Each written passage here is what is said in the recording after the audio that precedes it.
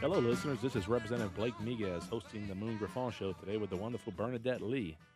Here in the studio, we have Attorney General Jeff Landry. We just had Secretary of State Kyle Ordway on the line talking about the Secretary of State's race and some of the voter fraud issues across the nation and some of the things that he's doing in his Secretary of State's office. Now we have the Attorney General here.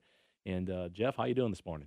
Great, and you? I'm doing well. I'm trying to find Moon Griffon. They recruited me to fill in for him today.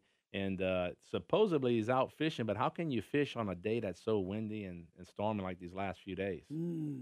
I don't know. I hope if he's not catching fish, he's eating them. Now, look, you recently had your alligator hunt recently. How'd y'all do on that? We did great, man. It was great. Shoot, we had a host of dignitaries that visited us. We helped decrease the alligator population, which is overpopulated. We had a great time out there. I mean, you've been at an event. Yeah, it's a great event, great food. And y'all had some special guests this year. Donald Trump Jr. was there. Yeah, we had Don Jr., and Kimberly Guilford, Steve Scalise came. Oh, wow. His son actually was able to bag a gator. It was great, kind of, interesting, to have all those people come down. I love to have the event. It's an event I've been having for about 8 years now. I love to bring people from around the country into Louisiana, get them and let them enjoy the Cajun culture. It must be an economic boom for the little town of Henderson.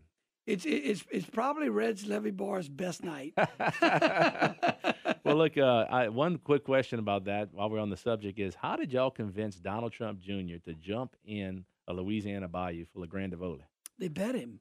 Wow. He said no one bets a Trump. That's what he said. Well, that answers that. Yeah, we went through that. It was interesting. You should have seen the face of the Secret Service agents when. So I guess it's safe to say if Donald Trump Jr. was walking down the road and there was $1 on the ground, he'd reach down to pick it up. Oh, absolutely. Wouldn't you? Yeah, I would definitely do it. It's great to have people like that running our country that are fiscally sound and responsible. So let's get into something. We just had Secretary of State Kyle Ordway on the line. He was telling us a little bit about his bond commission vote. Your name was mentioned, as well as myself and Treasurer Schroeder.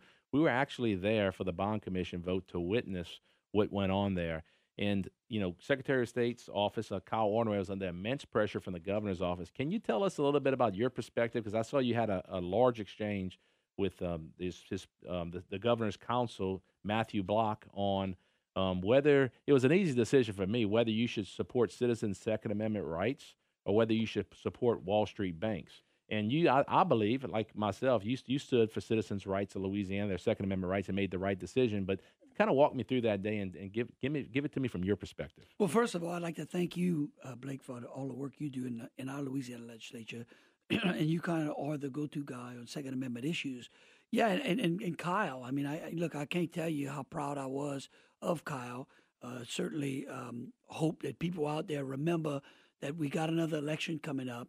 And if you're looking at what's going on in Florida and in Georgia, I would encourage you to go out there and vote for Kyle Ordway. And part of the reason that I'm going to be voting for Kyle is exactly what we're talking about. Because when elected officials are under enormous pressure by someone like the governor, and they choose the people, over the powers to be, then that tells me that that's a person that really, truly deserves to represent the people of Louisiana. And that's what we did here. Look, we had these large banks wanting to create public policy in their boardrooms and then basically force that policy onto Louisiana citizens. And look, those boardrooms up on the East Coast where people don't really appreciate Louisiana values. That's right, the values that we have. And look, I'm not telling you that their values are wrong for Connecticut, but they're wrong for Louisiana. And to me, that's the greatness of our country and our Constitution. It sets up a form of government that allows people in different states to hold particular values that may be different. Now, one thing their values are, their stock values are very high because they're very good at the banking business. But what they're not good at is the social policy making business. And us and myself as a member of the legislature, we're charged with social policy making. And one thing that we believe in Louisiana, we're a red state. We're very conservative here. We cherish our Second Amendment constitutional rights. We're not New York. We're not Canada. We're not California. Maybe they have a different view, but here in Louisiana, we had roughly 25 anti-gun bills that all failed. And they look very much like these policies that these Wall Street banks were trying to jam down Louisiana's throat and really attack Louisiana small businesses. And I appreciate the comments that you had about Secretary of State Erdogan because I believe that he did the right thing. And he was under immense pressure from the governor's office. And we're seeing through some of these other issues that he's getting a little flack now. But we had other elected officials, one in particular, Lieutenant Governor Billy Nungesser, who didn't even show up for the vote. He cowered to the governor. He's been some media sources have said that he's the governor's lapdog. And that's supposed to be the highest ranking Republican in the state of Louisiana right now. But my opinion, Jeff, is that the conservative values and the highest ranking Republicans in this state are you and our treasurer.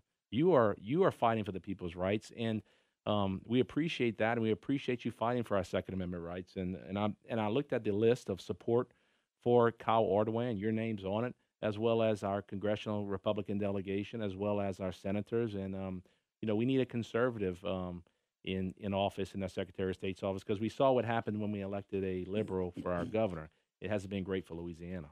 Right. Well, I think, Blake, one of the most disappointing things was the fact that the governor actually took that position. I mean, here we have a governor who got elected on the basis that he was a West Point graduate. He's a military guy. He stands for conservative family values, right? And the way of life we have in Louisiana. And unfortunately, over the last 3 years, when, saying one thing and doing another, your action has to match your rhetoric. That's what I appreciate about you. I think that's what I hope people appreciate about me. If I'm going to say something, I'm going to go do it, and I'm going to mean it. And so, so having that kind of pressure placed on those elected officials, and that pressure is contrary to the views of many of the citizens of Louisiana. Because I know one thing about Louisianians: we value our Second Amendment rights. We believe in our ability to protect and to safeguard our families, and we take that that right very. We hold it sacrosanct. And, and I'll tell you about those boardrooms. Here's the thing. I really believe that the more and more corporations engage in social policy, I hope that people out there recognize that, and it affects their stock market, their stock price in a negative way, right? So that people send a clear message. Just like that's what we did. We said, listen, if you want to come in here and reap the benefit of participating in a service that is paid for by taxpayers, don't come in here as the social police. And one thing I noticed is that you've been spreading the message. I know you are. What is your position with the Attorney General's National Association? Yeah, we're the president. I've got elected as the president of so the National Association. So you're the president of the association. So you're having conversations with other attorney generals across this nation, and I hope that they follow suit and send that same message to those boardrooms. Stick to the banking business. Get out of the social policy making business because it doesn't match Louisiana values. Right. Well, the problem is that political correctness defies common sense nowadays, and when common sense is defied, right, we have the chaos that ensures.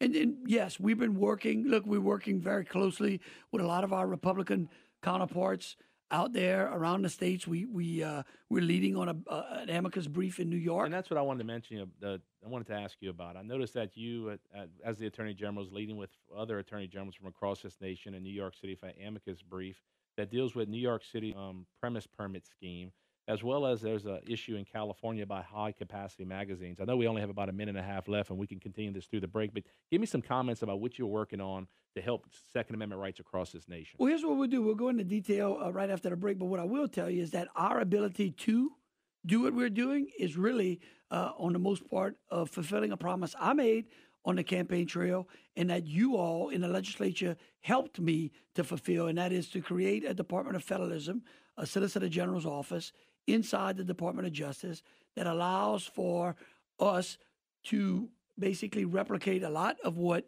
Texas is doing in many other states that are successful in protecting individual liberties, such as Second Amendment rights, and that is having a Solicitor General in the Department of Justice who works for the Attorney General, who can go out there and be active in these types of cases that we can discuss. For our listeners out there, we have Attorney General Jeff Landry on the line. This is Representative Blake Miguez hosting the Moon Griffon Show today with Bernadette Lee, and we're discussing the Second Amendment, a very precious amendment to the citizens of Louisiana. And when you attack one of our rights, you attack them all. And the AG will be on more to talk about his work in supporting and upholding the Second Amendment, not just in Louisiana, but across this nation. We're just talking a little bit about the gun issues here in Louisiana, something that's very precious to everyone, majority of Louisiana, as well as the citizens across this nation. He was giving us a little insight about the bond commission vote, where he stood strong and supported those individual Second Amendment rights. And now we're going to get into some other issues. and talk a little bit more, kind of shift the scene, the issue a little bit. What are you doing on the national level in regards to Second Amendment rights? You said you would give us some details on this New York Yeah. amicus brief and this California brief that you're involved in as the president of the Attorney General's Association. Yeah, so we are leading a 17-state coalition against New York City's gun restriction, which we believe threatens Second Amendment protections. And so basically, what New York's ordinance does is says that you can have a firearm in your home if you register it, give them your DNA, show them your eye, get an iris print, go through all this onerous documentation and application, and they certify you to have a gun in your home.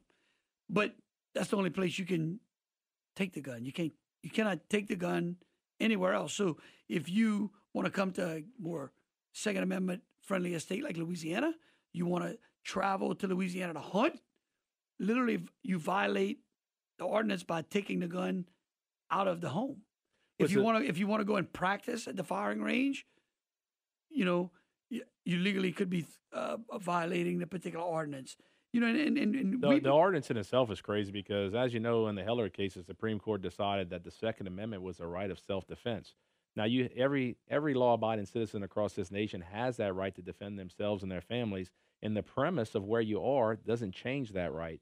So you're allowed to defend yourself in your home and outside of your home, and I believe that the ordinance on its face is contrary to the Second Amendment. But this permit scheme that they have, it's got some really kind of weird exceptions to it. There's some type of exception for going hunting, but this is New York City. Where do you hunt in New York City? You go to South Central Park and shoot squirrels? I mean, maybe Moon Griffon would do that, but I don't understand how this law makes any sense. When I was 12, I'd probably do that, Blake. I mean, honestly, especially if there's a lot of squirrels there, right? It is squirrel season, of course. But no, you're exactly right.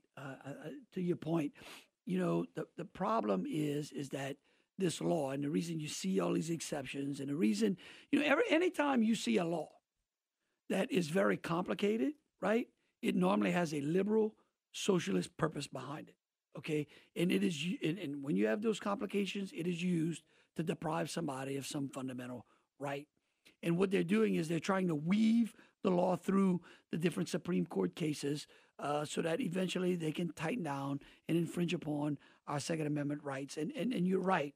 The basic bottom line to this ordinance, and the reason that we're writing the amicus opposing it and saying that it's unconstitutional, is that it deprives a person of being able to defend themselves. Because, the Heller case doesn't say you have a right to only defend yourself in your home, right? That's right. You should have a right to defend yourself irrespective of where you are. And look, when you think about it, not too long ago, a couple of weeks ago, something that you never saw in the drive-by media was the case in Alabama of the gentleman who properly was armed and permitted, and who basically stopped someone who wanted to shoot up a McDonald's, right? Of course, you don't see that because that's a positive to the Second Amendment, right?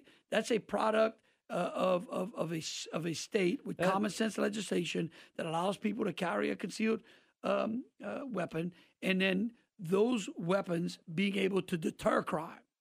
You bring up a good point. The media always tells us the stories about these mass shooters, and they glorify them, and they put their names all across the media, and I think that all across the news.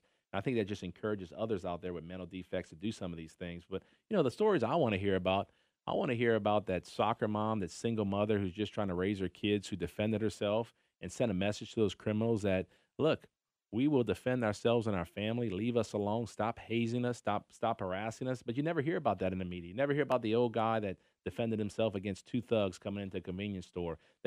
Because that supports the Second Amendment, and that's against the liberal media's agenda. And it's just very disappointing. And that's why, to tell you the truth, I don't watch much of some of these media stations because, like Donald Trump says, some of this stuff's just fake news. Well, look, again, political sense defies political correctness defies common sense. And the reason it does is, look, let's talk about illegal immigration.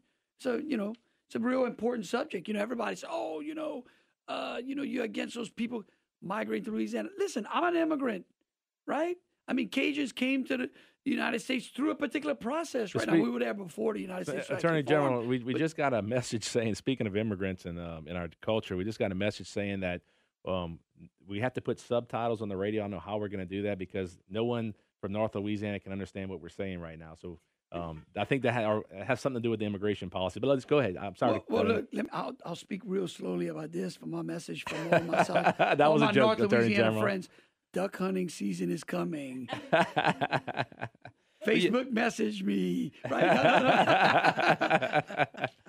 But no, let's take illegal immigration.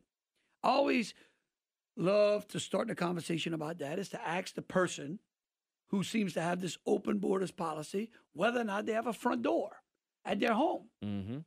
I've yet to find one person who supports open borders that doesn't have a front door. And then I ask them, well, so if you got a front door, do you have a lock on it? Well, why do you have the lock?